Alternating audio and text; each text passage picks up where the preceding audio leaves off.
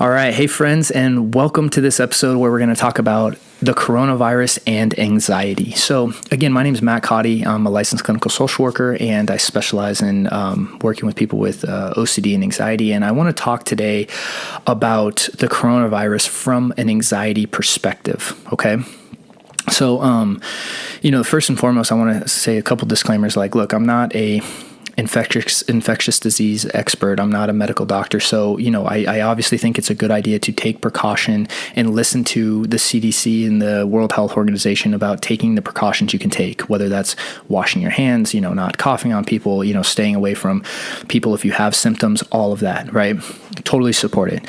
But I want to talk about anxiety right now because I think what we're seeing is not only are we in this middle of this coronavirus epidemic, but we're also in a panic epidemic. And that's the kind of secondary thing that I don't think people are even looking at and realizing the ramifications of being in this panic state. And the thing about, anxiety, right? Because obviously I think every person right now to a degree is experiencing some level of anxiety with this coronavirus pandemic. And rightfully so, right? It's something that it's like you should take seriously, but we shouldn't take it to the point where we lose our humanity amidst this chaos, okay? And that's what we're seeing, is the thing about anxiety is that you want to become certain about something that you'll never be certain about, right? So in any form of health anxiety, right? Someone wants to be certain that they're never going to get cancer or they're, never going to contract X, Y, or Z, right? And the reality is that for most of us, we have to just embrace uncertainty when it comes to our health, right? We cannot control that aspect. We can't control the future. And that lack of control leads us to feel fear, right? And anxiety, which then leads us to try to control something right now to prevent that from happening. And what we're seeing happening, right now with the coronavirus is that people are just raiding stores, to the point of buying up years of supplies of toilet paper at the expense of, your neighbors can't have some today, right? Or buying up laundry detergent to the point where none of the store has it, or, stocking up to the point where we completely forget about and disregard everyone else. Like, and we have to ask ourselves, like, okay, look, is that a good way to go? Is that a good thing to do, right? Is that good action to take?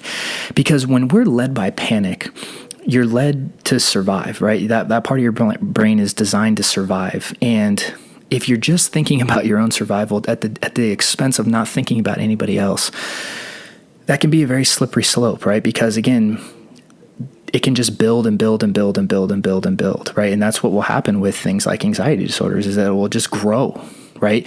And what we need to understand is behavior fuels your internal state, one way or another, okay? So even if you go and stock up on toilet paper, well, then the anxiety will come back, and then you think you need to stock up on something else and something else and something else, right? And the more behaviors you engage in that fuel this panic, the bigger the panic's going to grow, okay? So, and that's what leads, like I was just saying, someone earlier, like I was at the store and this gentleman totally like body checked this woman out of the way so he could grab some like potatoes at the store, right? And I was just watching it, like, and then there was a kind of a confrontation that arose, but everyone went and checked out, whatever, and it was over. But that gentleman, I imagine anyway, is 4 weeks ago, would probably sit and be a totally nice person to hang out with, right? Most likely. And because of the panic taking over and fueling his decisions, was willing to do that, and not think twice about it.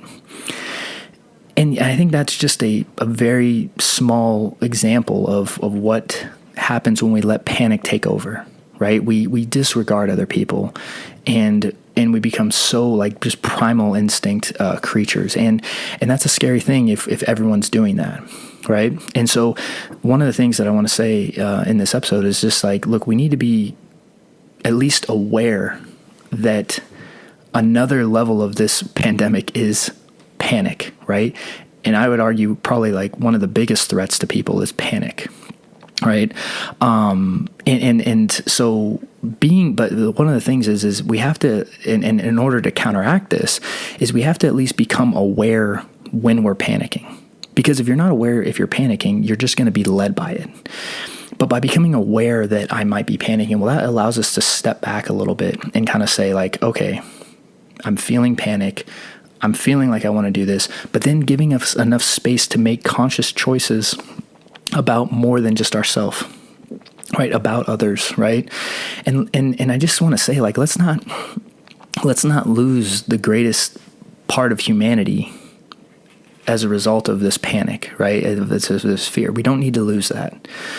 We're not at that point, right? The reactions that are having don't equate to what's really happening right now, at least in my opinion, right? And what happens a lot with anxiety is that people try to change their external environment to calm down their internal environment, right? And so they do behaviors to neutralize it. This could be an example of stocking up food, or, in any situation, when you're trying to change your external environment, something you actually don't have control over, that creates a big conflict, right? You try to control everything. But what we need to understand is behavior will actually fuel your inner state, right? It will. So with anxiety treatment, what we do with any form of anxiety really is that we look at the behaviors that are reinforcing the anxiety and we eliminate them. We let the anxiety rise, and then it habituates over time. And then we learn that we didn't ever have to do that one behavior. So let's take a simple example of the fear of flying. Well, someone might wear these lucky shoes, and the plane takes off and lands safely. They put together this idea that, oh, well, because I wore the shoes, the plane landed safely. And in the reality is that the shoes had nothing to do with it, right? You stockpiling toilet paper, or someone stockpiling toilet paper for a year, doesn't impact your whether or not you're going to get the coronavirus, most likely, right? It's actually something that we're not in control, but all these things we think we're doing to try to control the situation are causing states of panic. And panic, again, is more contagious, in my opinion, than the virus itself. It just creates more panic. And so we want to take a break. We want to be able to create some space and pause for a second and ask ourselves the behaviors that we're engaging in. And if we can engage in behaviors that actually can fuel a peaceful inner state, we can actually make those choices. So when you're at the store, if you see someone who's elderly, who's actually at the most risk for, coronavirus, instead of just walking right by them and grabbing stuff for yourself, maybe it might be nice to help them, right? To give yourself enough space to say, hey, you know what, I'm going to help this person, right? And I'm not going to lose my humanity in this, because we can make that choice as individuals. We have that ability.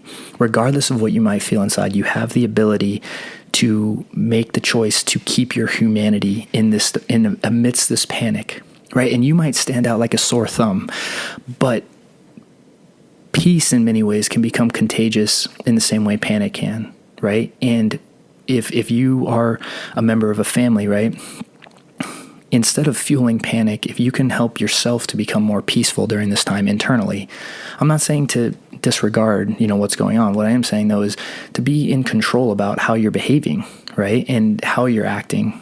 That can be contagious to the people around you, and so on and so forth.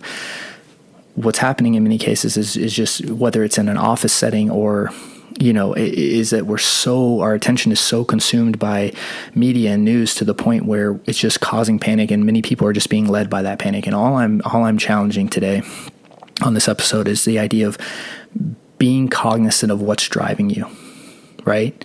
And the choices you're making, instead of just reacting, because that's how we can kind of keep our humanity during this time. And we will ride through this, and we will get through this together. Okay. It will happen. I have full faith and belief in that. And again, at Restored Minds, we totally support, all the people that are, making choices during this difficult time to get us through this. And, we're very grateful to be in the society that we're in. And again, we're here to support, people as this time is going, as this time of uncertainty is going, which is why, down below in the links, I'll have a special opt-in to, and for those of you that may not have access to therapeutic services or don't want to go out and, talk, we have online trainings to help you through, with your own personal struggles with anxiety as well. And I'll have links down below that will get you access to that as well. And, and to finally, I just want to kind of tie it up. And, with any kind of uncertainty situation, you really have 4 options, right?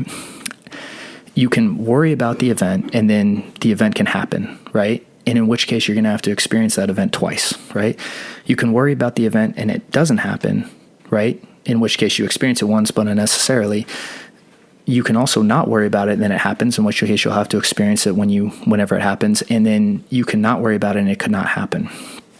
And in which case you'll have the most internal peace. And what I would suggest is just like, look, if in fact you or someone does actually get the virus, when that time comes, you will have clear action to take. Trying to control something in the future that you can't control is going to lead to rash decision, to panic. And, I'm not saying don't be prepared and don't take precautions. That's not what I'm saying here. What I'm saying is let's not do it at the expense of breaking our humanity and stopping and to stop caring about others around us, like let's keep that part of us. That's the best part of us, in many ways. And, again, we're here to support you. And there are tools you can use to combat anxiety if it is something you're dealing with. I really do encourage you to check out restoredminds.com if that's something that you struggle with. We have resources and tools available for you there. I just want to, the main thing I want to promote in this episode is just a message of internal peace for you, right? Because if we can do it on an individual level, we can do it within our relationships, within our families, and we can grow peace from the inside out, right? Peace isn't going to come from the outside. It's going to come from within. It's going to come based on the choices we make that fuel our emotions. And if you are fueled by panic and you keep feeling it through your behavior, it's going to grow. And if you're able to challenge it, though, and get enough space to realize that you're in panic and get enough space there where you start being able to choose how you're reacting to it, you can start to choose behaviors that will align with a more peaceful inner state and start to grow that peace within you and start to, care and keep your respect and love for other people, right? And so, that's really all I wanted to say in this episode today. And, I do wish everyone health and safety and please, take precaution, obviously take care of yourselves, but let's maintain our love for other people as well, right? Let's not lose sight of that. And so, thank you so much for taking the time to be with me today, on this episode. And, I wish everyone the best, and we're going to get through this together. And so, God bless everyone, and I'll see you guys on the next week. Thank you.